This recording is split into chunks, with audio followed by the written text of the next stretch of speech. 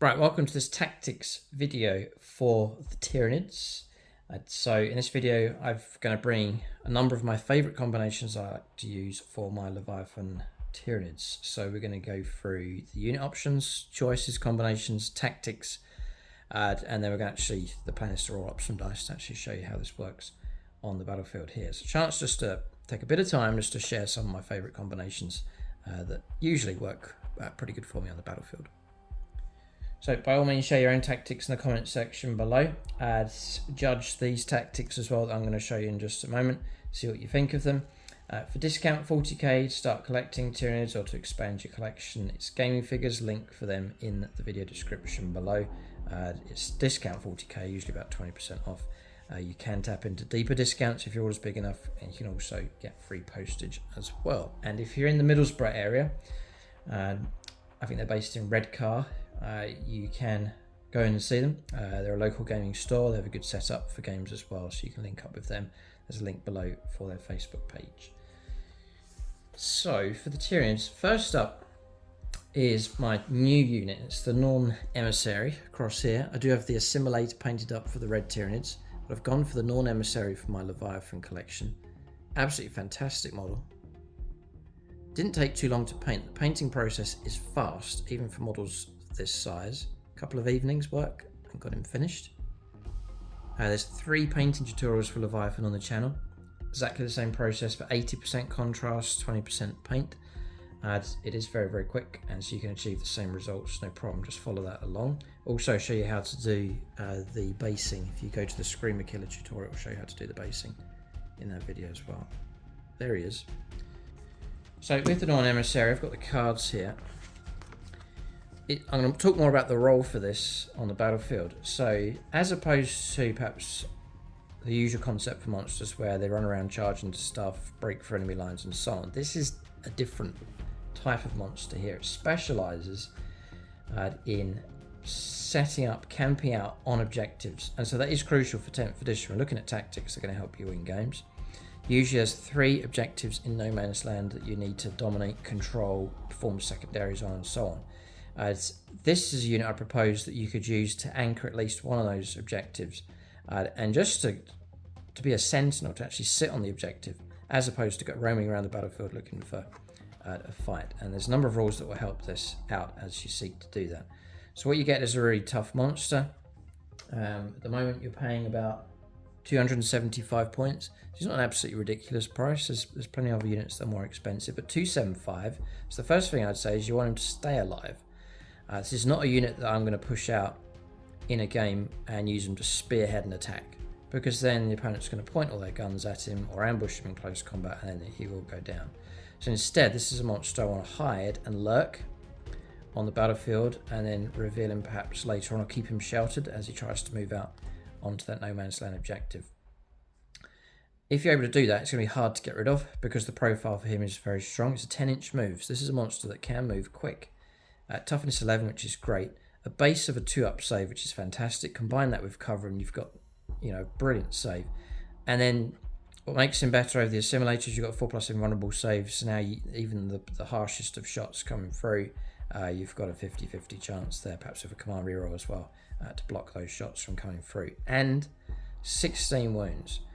So if you move him out and expose him, he can still be brought down if the opponent's able to bring enough guns to bear. If he lurks and hides, and the opponent then has to go and look for him, he's going to be hard to get rid of him. So that's a stronger way to use him. OC of 5 base. He is able to shoot with a variety of firepower. Range 18, so again, he's not going to be sniping from the back here. This is if stuff gets too close. You can go for precision attacks, 2 attacks in 2, strength 8 -2 D3. There's some chance of bringing down a minor character. And then he's got the Neuroblast, which is lots of blast shots, 2d6, 2 to hit, strength 6 -2, 1 damage for hordes, which is useful enough.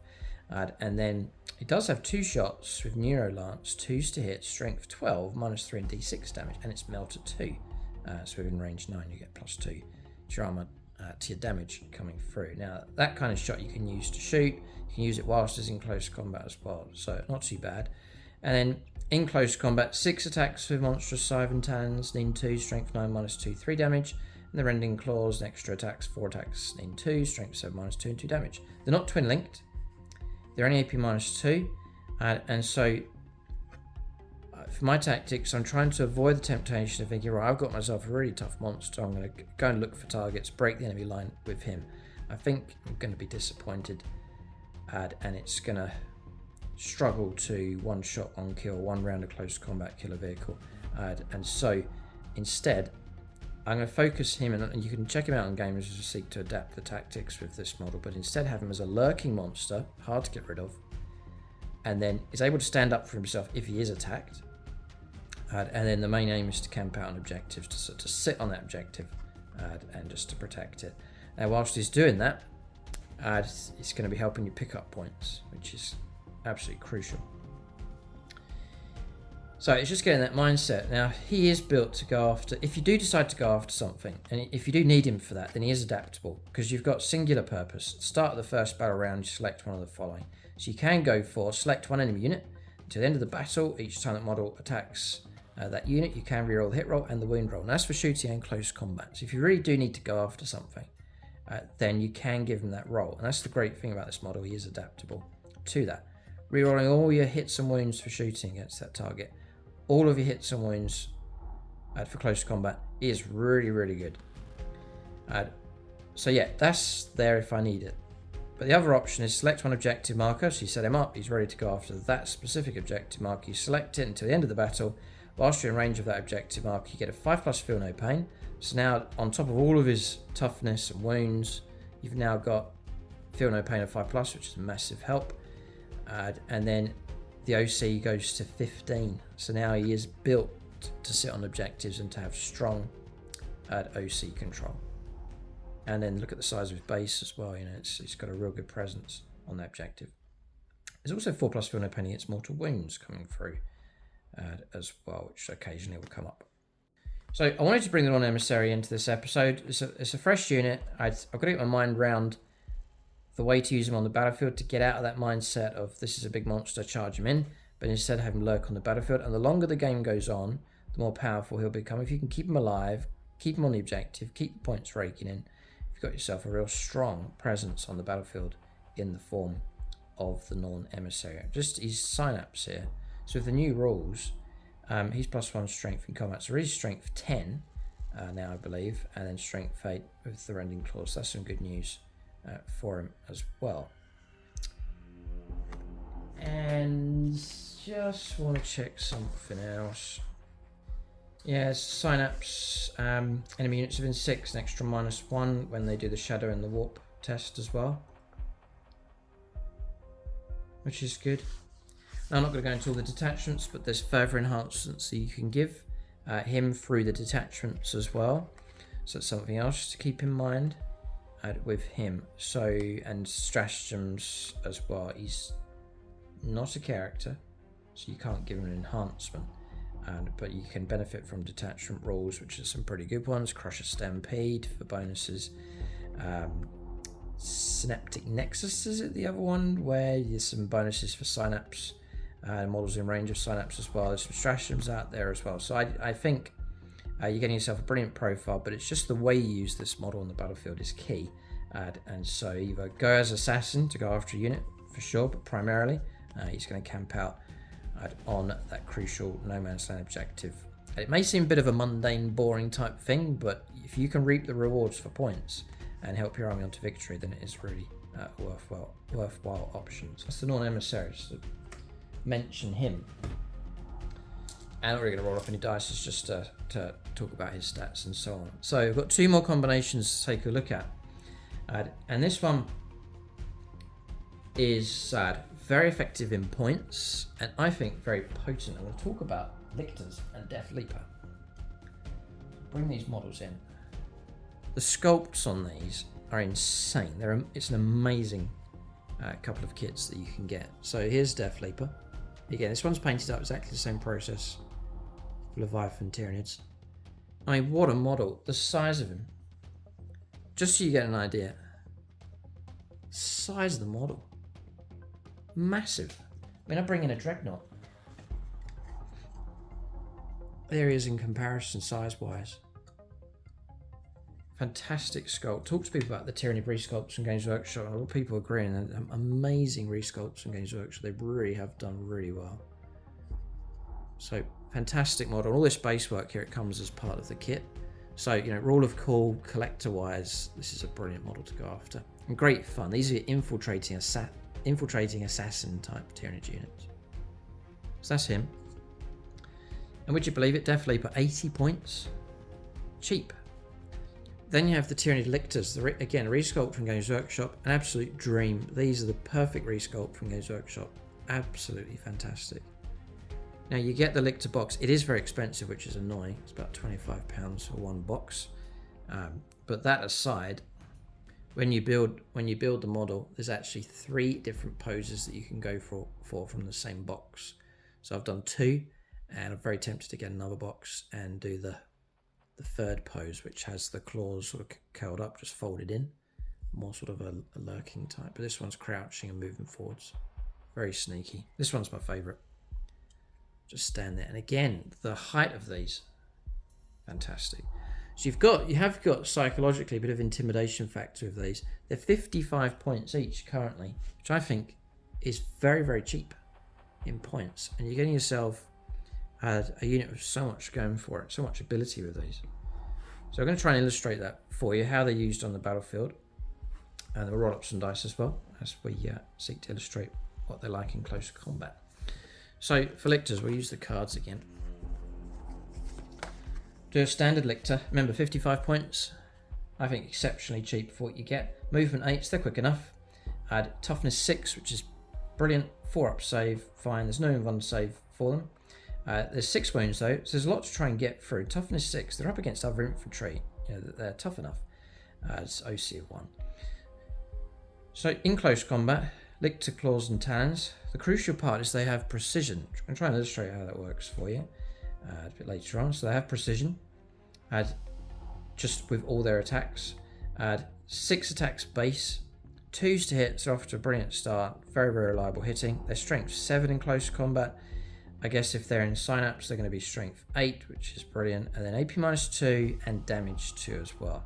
And then they get all these abilities. They get fighters first, which is superb.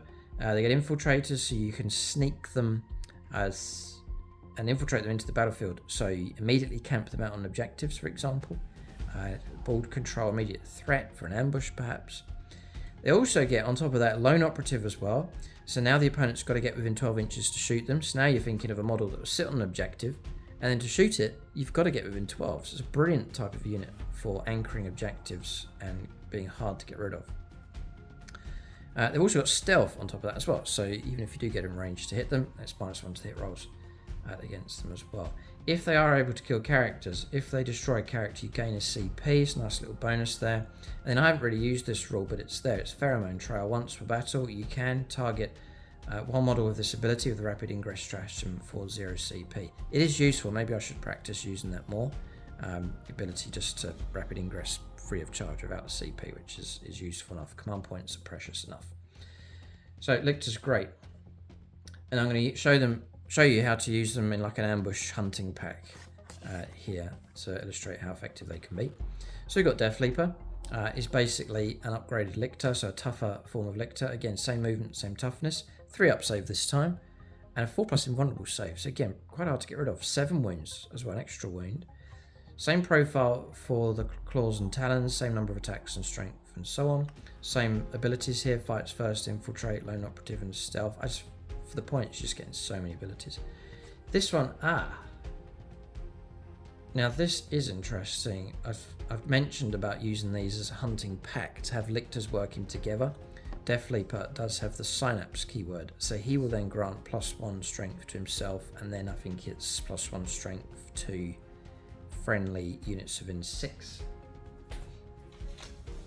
with the updated rules. Each owner unit takes a battle shock test. No. 6 inches, yeah. Each time model that unit makes a melee attack, add 1 to the strength characteristic of that attack. Yeah, so +1 strength in melee. So now your Lictors and Death Leaper all strength 8, as long as they're within synapse. Fantastic. Now hang on a second. This is very, very good because we're going to illustrate using these against infantry. Toughness 4, so now your wounds will go up to 2 up So it's actually a really good bonus. Very interesting. And then with him, he has, again, kill a character for a CP. And then Fear of the Unseen, or whilst an enemy unit is within 6 inches of this model, worsen the leadership characteristic by 1. In addition, in the battle shock step of your opponent's command phase, if any enemy unit is below its starting strength, it must take a battle shock test. So there's lots of abilities, battle shock, battle shock, battle shocks, which is good. You're trying to hold objectives, trying to disrupt the opponent from doing the same. And so any kind of battle shocks coming through being fouled just disrupts the opponent's plan. So what you've got here is tough enough units, very cheap, great for holding objectives, infiltrating in, lone operative, hard to get rid of. So all of that's good. But what about using them aggressively? That's to use them like in ambush style. That's what I want to illustrate for you. So we have a typical situation here with, say, a full squad of Primaris Marines, Intercessors, the perfect prey for Lictors. And we've got, buried in there is a Lieutenant with a Power Fist. And we've got a Sergeant with a Power Fist as well. So you see we've got a model in the unit that's buried in there that's got some better war gear. And we've also got a character that's usually, most of the time, is safe on the battlefield, buried inside his bodyguard unit. I'm going to use one Lictor and Death Leaper for this illustration.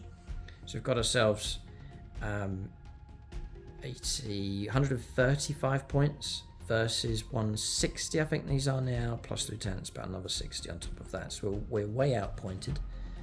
I propose to their firepower will struggle to bring both of these down, but let's say we have managed to ambush. So let's say we did get turn 1 and we deployed. We're over 9 inches away, got an 8-inch move, and in we go. Our charge should go ahead. These two managed to charge in, so we're in an ideal situation. We'll leave the Imperial Fists at full strength, and then we'll roll up some dice to illustrate here. So we'll go with Death Leaper first of all. So hitting on 2s with his attacks, a couple of 1s, and I'm not going to represent any kind of detachment here. There are abilities like sustained hits against infantry, for example. If you go for invasion fleet, which in this case would be really good, you get 2 bonus hits. But we'll leave them as they stand. So 4 hits come through. Strength 7, synapse +1, strength 8, 2s to wound, and all the wounds go through. And then we'll go for saves. Now 3-up save -2 is 5-ups. These, and this is the great thing about ambush with these, it's precision. So we're going to put it onto the Lieutenant. But we'll roll up all the saves. We're looking at 5s. We've fouled them all. I think Lieutenant's 4 wounds. So he's going to go. See what you're doing is you're rooting out the good stuff. Now, there's something you have to be, just to double check this with you. On precision, it says that you can allocate those attacks to character models. So I can't allocate to the Sergeant in this squad, for example, because he isn't a character. He's just a regular model in the squad. So precision works for attached characters. We have rooted out the Lieutenant, but I can't go after the Sergeant, which I think is a bit annoying, but anyway. There's 2 more has been fouled. They're damaged 2, so the player would then just take 2 regular Marines. So Death Leaper, mission accomplished. He's killed the Lieutenant, killed 2 others. Then we have the regular Lictor, and this is why I'm recommending at least a pair of either regular Lictors or Death Leaper plus a Lictor, just to try and tip this combat in your favour. So looking for 2s. 1 miss. Usually miss with 1. 2s to wound thanks to synapse. And then 5s to block. And blocked 1. 2 more slain. So that's kind of mission accomplished quite nicely. Almost killed half the squad. Lieutenant's gone. The Marines will fight back. So we'll do the Sergeant with his attacks with the Power Fist. So I need 3s. Typical, they all hit. Let's say he wants to go after Death Leaper. So trying to wound, and the wounds come through. I'll take invulnerable saves here of 4+ to try and block, and we block 2. And that damage will come through okay, so we're going to drop down to 7 wounds left on him. Then regular Marines. Need 3s. Need 5s, which up against these tough monsters here. Fantastic rolling, typical. Take those away. Usually not many wounds are going to come through. No AP minus, 3 up saves. And block most of those. So now you've got a frustrated Imperial player. 1 wound does come through, dropping down to 5 wounds left. No, 4 wounds left total. So you've got a frustrated Imperial player now. You haven't rooted these out. So this will help illustrate a point. If the opponent decides to stay in close combat, you come around to the next turn, these all have fights first. So you're getting to go before the opponent, crucially, with these. So say if we roll on to the next combat, you're locked in combat with these 2 beasts, and crucially we're going first with both. So we'll go with Death Leaper first, needing 2s. Got a triple 1. 2s to wound. 5s to block, block 1, 2 more Marines, so that damage 2, just scything through these Space Marines. And then a regular Lictor, destroying the squad. They've all hit. And we've got 4 wounds coming through, 5s to block, and none, and squad wiped out. So that's given us a pretty good idea. They are great at cutting stuff down, they really are. Massive fan of these. So they can operate around objectives. It's hard to get rid of. You've got lone operative, you've got stealth, you've got plenty of wounds, you've got some decent toughness with these. And then on top of that, they can go after infantry, you can use them aggressively, and they hunt well in packs. So Lictor Death Leaper hunting pack combination, I would highly recommend. Great fun, and the sculpts are insanely good. So that's that combination, just to show you can use them to root out characters. They're great for hanging around objectives. A lone objective way out in a corner somewhere, just put a Lictor on it to patrol and sit there, and the opponent's got to try and get within range to gun it down, and you've got a great sentinel to sit on objectives for you, or combine them together and hunt in packs. I'm tempted to get a third one so that I can go for like 1 or 2 to sit on objectives and then form a pack with the rest and go hunting on the battlefield, and you're flooding the middle of the board immediately in a game with some of these assassins. So that comes highly recommended, and you can check out the battle reports featuring these, see how they work. We've had some great times, great opportunities with them. They have performed very well indeed, so they are a most welcome part of my current Tyranid list. Alright, so the next combination, the last one, and let us know what you think of these combinations in the comment section. You're welcome to copy them, try them out, let us know how you get on as you play your own games with your Tyranid units. Next up, I think, is an underrated, not as popular, not used as much unit. If used correctly, I think they're absolute dynamite on the battlefield, and that is Tyranid Warriors. They feature so well in games like Space Marine 2. They look fantastic, and I think these are due for a resculpt. They're okay, they're pretty good, but I think the resculpt for these would look fantastic if the Games Workshop do the same kind of job, or if they just get them to exactly replicate what you see on the computer game. Then look, they just look fantastic. The current sculpts are okay, but a resculpt would look great. Tyranid Warriors, now these are with melee bioweapons, so they're geared up for close combat. And again, it's the point of these videos, to use them the right way, you really can get a lot out of them. So there are some downsides, and we'll show you how to try and get around those as best as possible. So the movement 6, this is the first thing. They're just going to move the same speed as regular infantry. Not so good if they're wandering around the battlefield. Often the opponent will see all of these swords and these bone sabers and so on, and they'll go after them. And so your unit will get cut down and they'll lose their potency. As a full squad of 6, they are very, very potent in close combat. They're a brilliant shredding type unit. The toughness 5, the 4-up save, there's no invuln. 3 wounds though, so they can absorb a fair bit of damage. But ideally, we don't want them taking any casualties at all. They are OC2, so they are great for hanging around, fighting for, and holding objectives. OC2 is really good. So we've got a slow unit that's quite vulnerable. No invuln, not so tough. It makes up for a bit that little bit that they've got plenty of wounds, 3 wounds each. But ideally, we don't want them getting cut down, mowed down with firepower, or cut down early in close combat.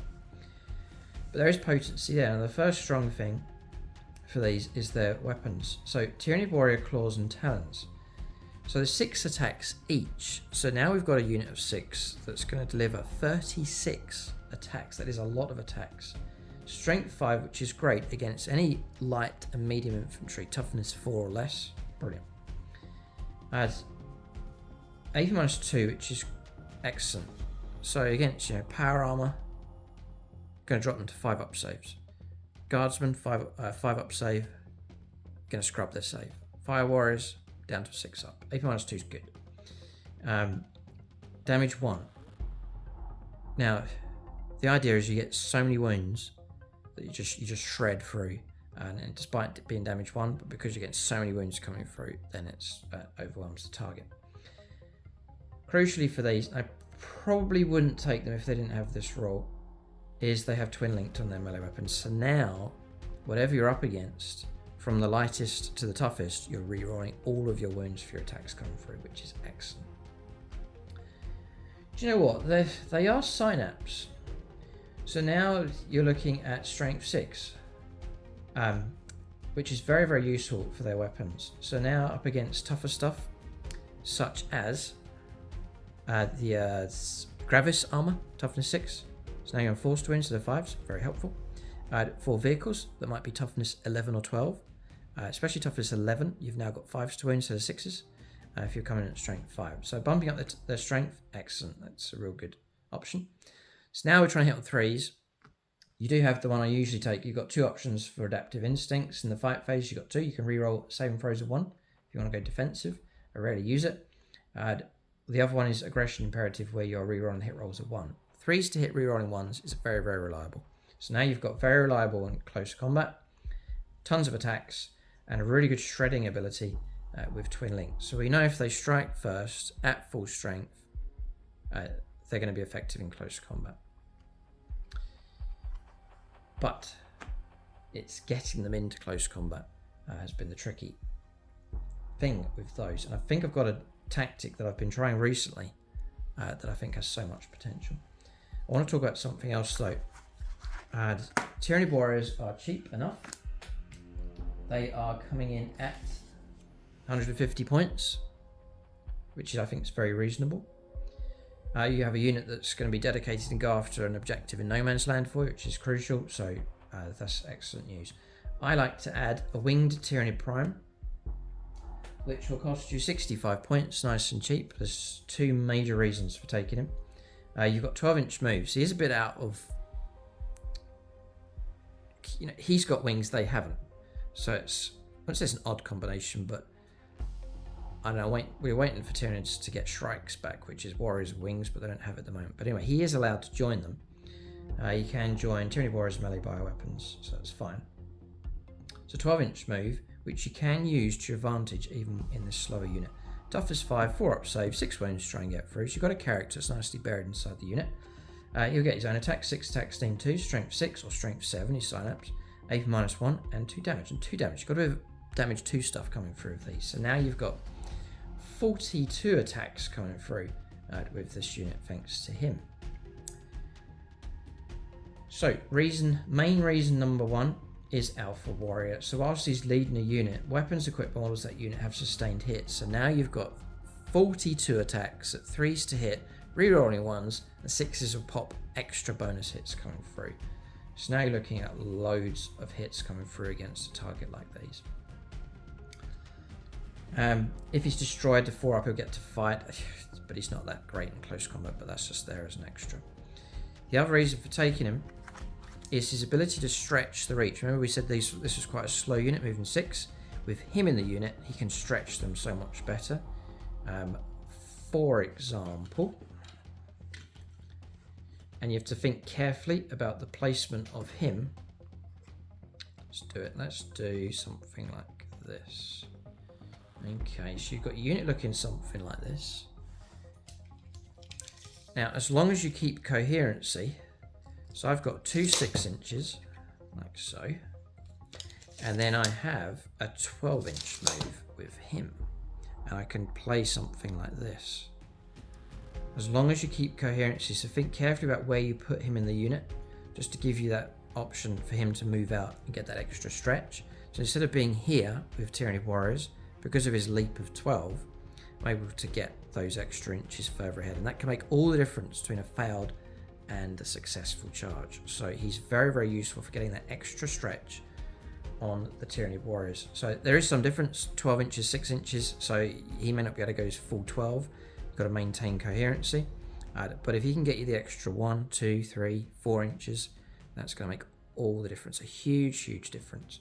So 2 reasons for taking him: sustained hits across the entire unit, and the ability to stretch the move of the unit to help them get into close combats. All of that is excellent news. One more thing, the big tactic for getting these into close combat at full strength, and that is the rapid ingress stratagem, which its potency is so good. So for example, turn 2 onwards, you've put these into reserves. A really good reason for that is I found that I used to start these on the battlefield, and I used to have them wandering around. They follow the Hive Tyrant around, they're pushing out the middle of the board. The opponent sees them, jumps on them in close combat, or shoots them to pieces, and then I've lost the unit. If you put them into reserve, you're preserving their number, their strength in full, until the time's right to bring them on. So that's a very big plus. The other is you can, I flank with them. You can come in on the flanks on your turn as normal. But the downside is you've got to be over 9 inches away, and then it's a 9-inch charge, and it's likely the charge is not going to go ahead. But instead, at the end of the opponent's turn 2 onwards, pay the CP and rapid ingress onto the flank. So you have a situation where you choose carefully where they go, where they're going to receive no firepower or none if you're able to place them wisely. The opponent's too busy doing other stuff, or there's terrain in between, or you've played them in a clever way where they can't be seen. That's the best way to do it. They've got themselves into a real ambush situation where the opponent doesn't know where they're going to turn up, and then they're able to surprise the opponent. But the crucial thing is the opponent does all their turn, the turn finishes, then you come onto your turn, and the unit is sat there fresh and ready to go, just over 9 inches away. But because it's your turn, you're then moving out to close the distance, and you're able then to virtually get right into the face of your target with the help of him. You know, 6-inch move, you're going to shut that distance down really good, but with him leaping forwards, it's going to be a guaranteed charge. So you've accomplished 3 things: ambush, the element of surprise, preserving your unit, and closing the distance for that charge. So turn 2 onwards, rapid ingress at full strength with these against whatever target. Bring them on carefully, choose the right time, and then go after your target. And the whole aim is to hit that target at full strength. So now we're going to illustrate it for you. We're going to go, say our charge goes ahead. We have a 10-man Primaris Marines unit. This is a prime target for these guys. There's a lieutenant and a power fist as well in that unit. So ideally, I just want to wipe the enemy squad if possible. Points wise, roughly, virtually point for point, roughly the same. Perhaps Tyranids a little bit cheaper, about 10 points cheaper, I believe. So because we're damage 2, I'm going to go with him first. We get his attacks done. So, and I'm not playing any kind of stratagems. We're not going to run any kind of enhancements for the detachment. Just play them raw as they come. There are going to be bonuses out there, stratagems, bonuses for the detachments, even the ability to actually stick an enhancement on him because he is an unnamed character. So you could put an enhancement on him also. So there are extra bonuses that you can add on top of this. But anyway, 2s. Okay, so nicely illustrated. Actually got 8 hits. Sustained, kicking in. 2 6s. Strength 7, so 3s to wound with synapse. Which is not so good on the wound roll. But then, because he's not twin linked, I think that illustrates nicely the difference. And then saves a 4+. And fouled them all. Nice. So off to a good start here. 3 Marines slain. So nice bonus coming through. Next is the Warriors.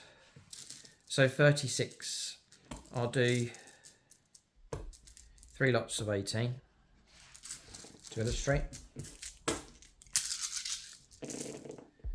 So we're looking at 3s to hit rerolling 1s, taking away the 1s and 2s. There's only 1 6 in there for sustained. We'll try and wound here on 3s, strength 6 with synapse. So a really good roll. And then here's the reliable part. Yeah, they're nearly all wounded.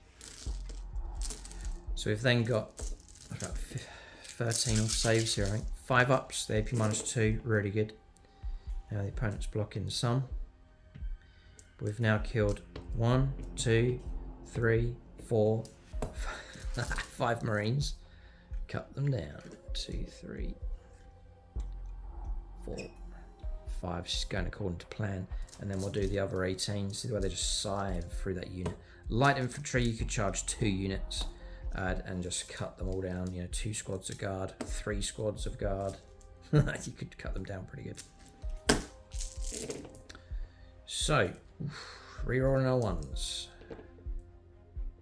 Nice. Taking away the 1s and 2s. 6s for sustained. Yeah, there's another 5 to add in. We're just amplifying the hits coming through. And then we're looking at 3s to wound. They are a shredding unit, there's no doubt about it. And then rerolling for twin linked. The reliability is so good, just 2 have failed in total. And then a load of saves here of still 5+. And we blocked a good few. Those 4 will be enough to bring down those 2. And the rest, another 8, is enough to kill 2 lieutenants. So lieutenant's gone. Target destroyed. And obviously the opponent reacts as like, what just happened? You know, the warriors have just absolutely shredded a unit plus a character. Mission accomplished. You might be fighting for an objective. You've now got OC2 control. It's on that objective. You've got a full strength unit that's completely wiped out their target. And then if the opponent is going to go after these, just treat any other turn after this as a bonus. You know, they are a major psychological threat on the table. And the opponent may well want to go after them. And they might start causing you casualties. And then once your casualties start coming through, your potency really drops down. And so you can expect a mild success with them after that. But the primary aim is to get them delivered at full strength, fighting first, and they'll shred pretty much anything. I just want to pit them against a dreadnought. I'm maybe not expecting to kill it, but it's to show you that they can at least do some damage. If you've softened up a target, the warriors could do well enough. So, final illustration here, we'll send them in against the dreadnought at full strength fighting first. Now there are detachments such as Invasion Fleet for lethals against vehicles, would really help these out, but we'll just fight raw fight as we come. The warrior, no kind of stratagem helps or anything at all, so we've got 5 hits. Strength 7, so 5s to wound. 1 comes through, -1, and it's a success. -1 damage, so we're going to drop him down to just 1 wound being taken off. So it's 12 wound model, 11 wounds left on him. So I wasn't expecting too much from the prime. We'll see how effective the shredding ability is of the warriors. And this is a fresh dreadnought, so it's not received any wounds. Ideally, you want to soften it up a little bit somehow, with some other units at some point during the game before you go in. If you're really looking to destroy it, reroll these 1s. Nice. Take away the 1s and 2s. Very, very reliable hitting. We've got a nice lot of 6s, which if you had lethals would be great. But anyway, we have generated sustained of an extra 6 hits, which is great because we can now fish for these wounds. So now we're going to try and wound on 5s because we're up to strength 6 now with synapse. And this is where twin linked makes all the difference. Huge difference. Still rolled really well. You might be able to illustrate this quite nicely for you actually. And then re-rolling, which generates, there it is, generates us the extra wounds coming through. Just really helps to tip things in our favour. We've actually managed to get 11 wounds at AP -2, so 4 ups. Yeah, Dreadnought's in huge trouble now. 9. 2 wounds left. Before the update, it would have been 6s to wound. Half those wounds would have come through, but we're up to strength 6 thanks to the extra +1 strength for being in synapse range. Well, they actually synapse. Both these units are synapse, even if you don't have the prime, they're a standard synapse unit anyway. But we'll try and finish this dreadnought off. We're in a very healthy situation with these. So ambush and shred, anything, pretty much anything. Rerolling 1s, just the reliability and the dice really have helped illustrate this for you in this video, how reliable they are. taking away the 1s and 2s, hardly any misses. And pretty much replacing the misses because of sustained. Yeah, the 5 taken away are added back in, thanks to the prime. And then trying to wound on 5s. Yeah, this is working. There's those. That one, that one. And then even if you roll terribly, you just re-roll all the dice. Oh boy, yeah, nice. There's another 4. And it just really pushes that things up. And then 4 ups to try and block. And wow, really good roll. Still 3 make it 3. And so that Dreadnought's been destroyed. So even the ability to bring down a fresh Redemptor Dreadnought. And usually what's a real bane with those is they're -1 to the damage. But we're damage 1s, we don't care. That rule's not going to affect us in any way, apart from the prime there on damage 2. But the main close combat ability I want is a full strength unit of warriors. That's where most of the shredding is going to come. We've gone up against power armor infantry of 2 wounds. Very tough Dreadnought. You can imagine these slamming into hordes. They will dice them to pieces in a matter of seconds. So Tyranid warriors, not too expensive in points. They're vulnerable because they're slow, but you can make up for that with the prime. And they're vulnerable because they're not the toughest and they can be ambushed or shot to pieces. So you can mask that by keeping them off the board. And then to close down the distance for your charge, rapid ingress them on from the flank on a nice part of the battlefield, and then move out when it comes around to your turn, and then go for your ambush with a short charge distance, hitting at full strength, and you can pretty much send them into anything on the table, and they will cause wounds, if not wipe their target every time. And they're a great unit for objectives. OC 2, so I've got like